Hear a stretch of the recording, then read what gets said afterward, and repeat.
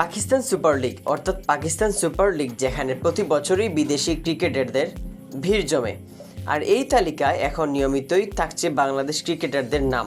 এবারও ব্যতিক্রম নয়। ফ্র্যাঞ্চাইজিগুলোর কাছে বাংলাদেশি ক্রিকেটাররা যেন স্বাদের ময়না, দলে নিতে চায়, ভরসাও রাখে। কিন্তু সমস্যা একটাই, তারা কি পুরো টুর্নামেন্ট খেলতে পারবে?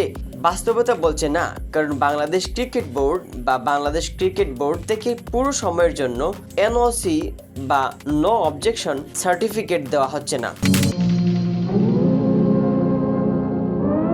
ফলে অনেক ক্ষেত্রেই ফ্র্যাঞ্চাইজিগুলো তাদের পরিকল্পনা অনুযায়ী খেলোয়াড় পাচ্ছে না। ধারণা করা হয়েছিল পুরো টুর্নামেন্ট জুড়েই পাওয়া যাবে লাল সবুজের তারকাদের, কিন্তু আন্তর্জাতিক সূচি এবং জাতীয় দলের ব্যস্ততার কারণে সেই আশা পূরণ হচ্ছে না। বিশ্লেষকরা বলছেন, এই পরিস্থিতিতে ফ্র্যাঞ্চাইজিগুলো বড় ধরনের সমস্যা হতে পারে, কারণ দল গঠনের সময় যেসব ক্রিকেটারের ওপর নির্ভর করে, তাদের যদি পুরো সময় না পাওয়া যায় তাহলে পরিকল্পনা ভেঙে পড়ে। অন্যদিকে বাংলাদেশের দৃষ্টিকোণ থেকে বিষয়টি ভিন্ন। জাতীয় দলের খেলোয়াড় ও আন্তর্জাতিক সিরিজকে অগ্রাধিকার দিতেই এই সিদ্ধান্ত নেওয়া হচ্ছে।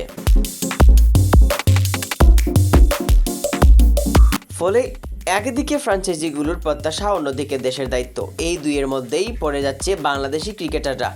এখন দেখার বিষয়, ভবিষ্যতে এই এনওসি ইস্যু কিভাবে সমাধান হয়, আর পিএসএলে বাংলাদেশি ক্রিকেটারদের ভূমিকা কতটা প্রভাব ফেলে।